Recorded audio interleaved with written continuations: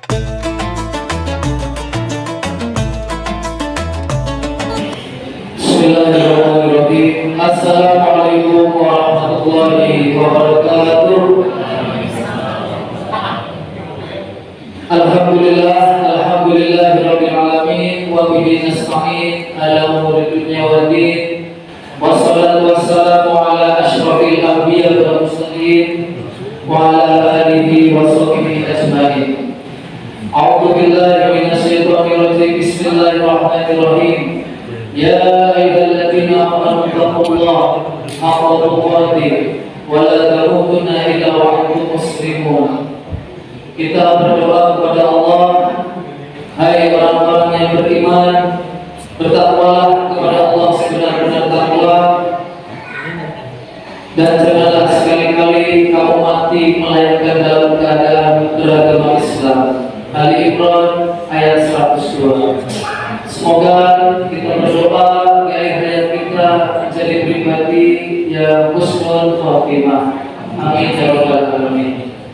Yang kami hormati Ketua RT 9 yang mewakili beserta pengurus, yang kami hormati Ketua PKK RT 9 Ibu Imam beserta pengurus, dan tentunya yang kami hormati bapak-bapak, ibu-ibu yang insya Allah dirahmati Allah Subhanahu wa Ta'ala, dan yang saya banggakan generasi penerus, anak soleh-solehah, anak-anakku semuanya yang insya Allah menjadi syafaat di yaumil akhirat nanti. Amin ya rabbal alamin.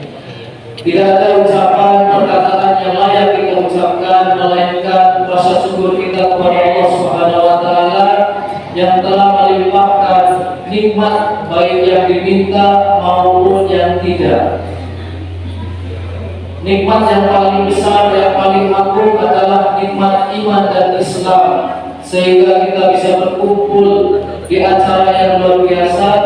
Tadi mendadak, tapi Masya Allah, ini antusias dari bapak-bapak, ibu-ibu yang sangat luar biasa. Semoga Allah berkahi pertemuan kita hari ini. Dan tentunya salawat serta salam kita sampaikan kepada suri tauladan kita Nabi Muhammad sallallahu alaihi wasallam. Nabi yang kita nantikan syafaatnya di yaumil akhirat nanti. Amin ya rabbal alamin.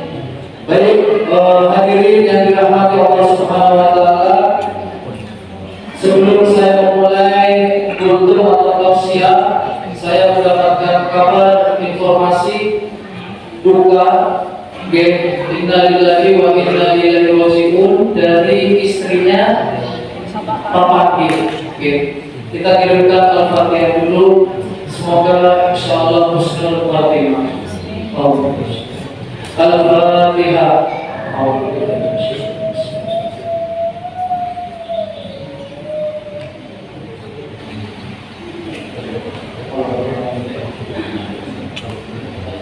Baik, hadirin yang dirahmati Allah Subhanahu wa Ta'ala, pada kesempatan yang baik ini saya akan menyampaikan tema yaitu halal bihalal, bertetangga di dunia dan akhirat.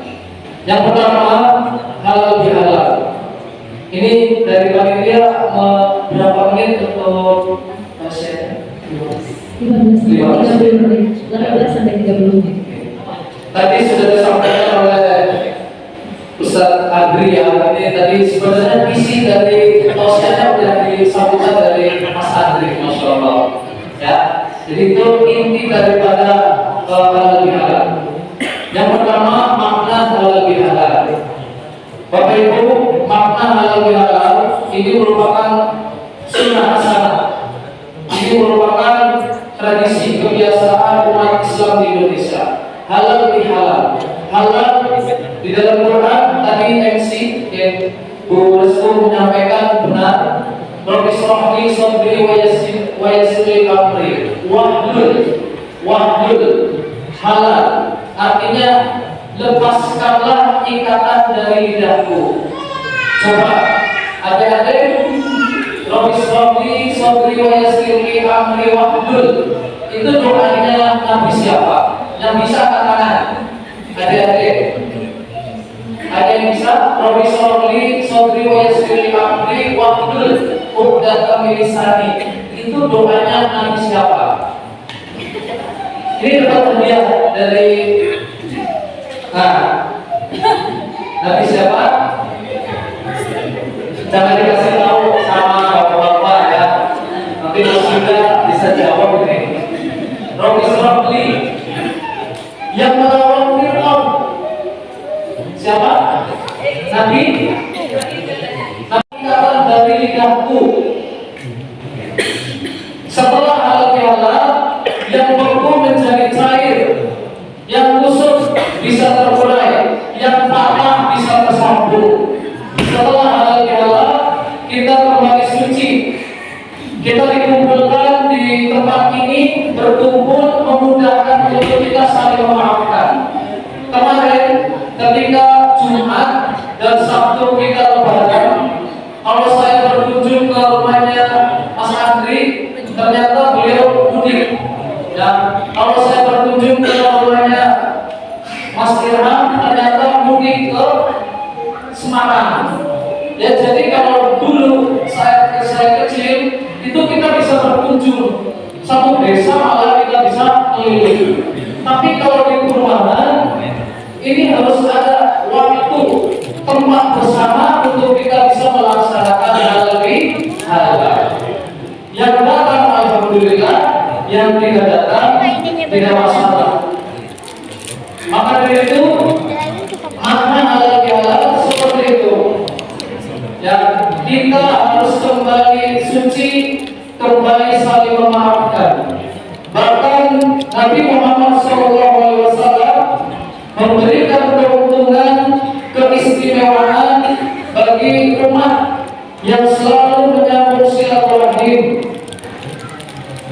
Dari Abu Hurairah Rasulullah SAW bersabda, yang artinya siapa yang suka dilapangkan rezekinya dan dipanjangkan umurnya, hendaklah dia menyambung silaturahim.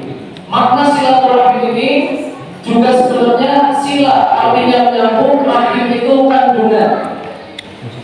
Ya, benar. Ketika Jumat dan Sabtu ketika kita lebaran, yang diutamakan adalah berkunjung ke orang tua dulu, ke kerabat dulu, silaturahim. Setelah itu kita mengadakan halal bihalal. Dilapangkan rezekinya, menurut para ulama dilapangkan rezekinya, dicukupkan kebutuhannya, disederhanakan keinginannya, dipanjangkan umurnya. Nabi Muhammad usianya 63 tahun, Imam Nawawi 40 tahun, bapak-bapak, ibu-ibu, tetapi beliau sudah meninggal dan karyanya, jasanya diingat di umat Islam. Itulah ketika kita diberikan usia 40, 50, 60, tapi kita dikenal oleh masyarakat, itulah dipanjangkan umurnya.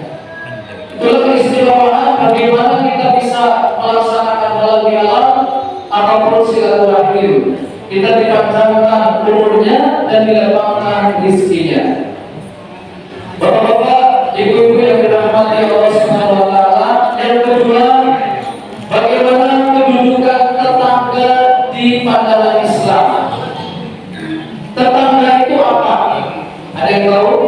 Tetangga itu apa? Mas Koko? Ya, ada yang tahu tetangga itu apa? Ya. Silakan, tetangga itu apa?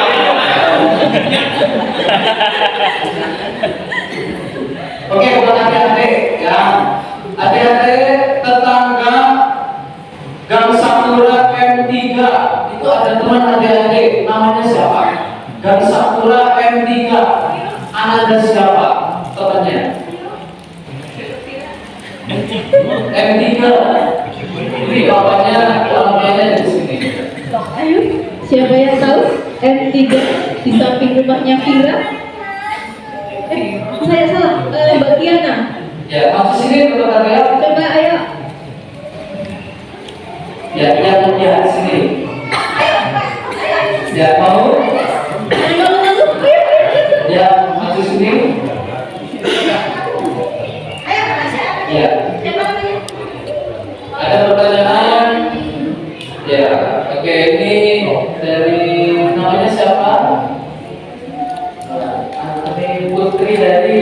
Ya, sama-sama. Oke, Bapak Restu, Masya Allah. Namanya?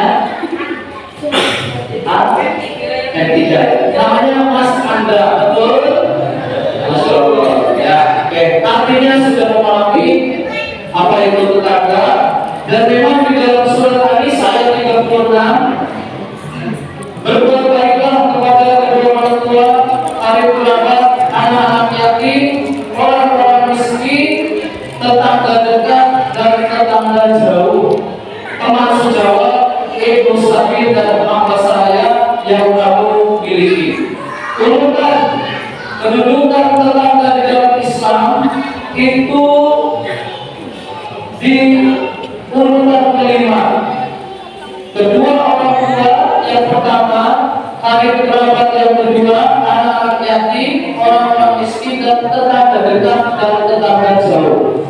Semakin dekat rumah tetangga kita, maka semakin besar hak tetangga tersebut untuk mendapatkan perlakuan dari kita.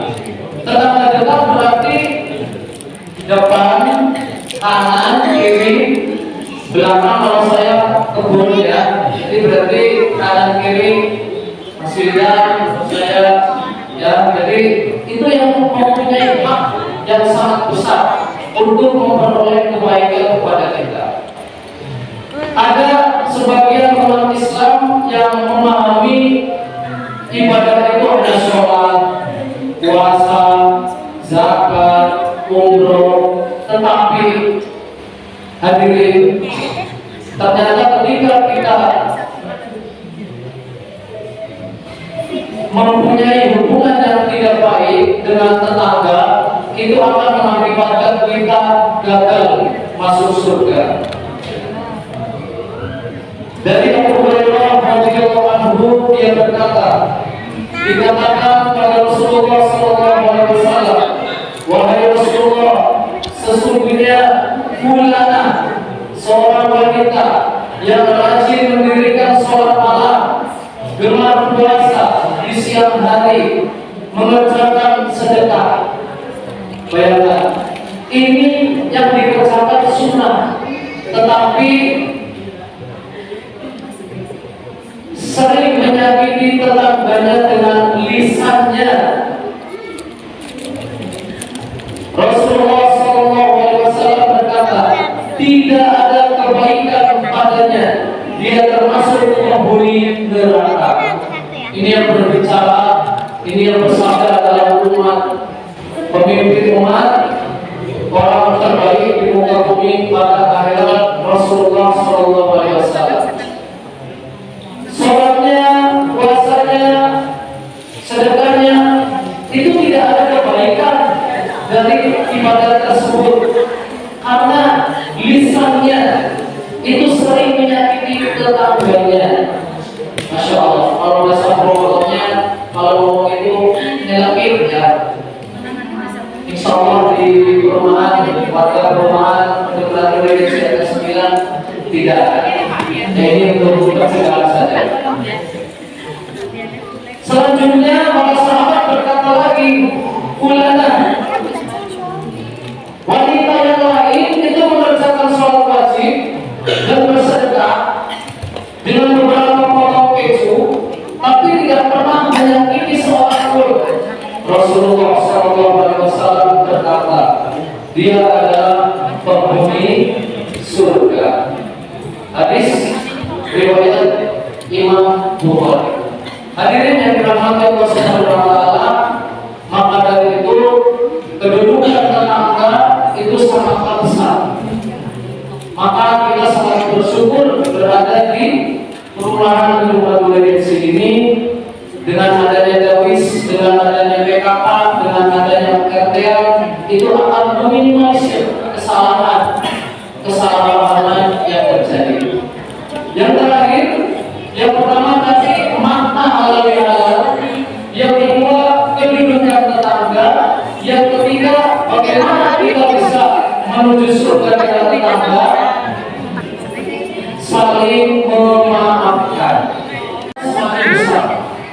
Semakin sulit kita memaafkan orang lain, maka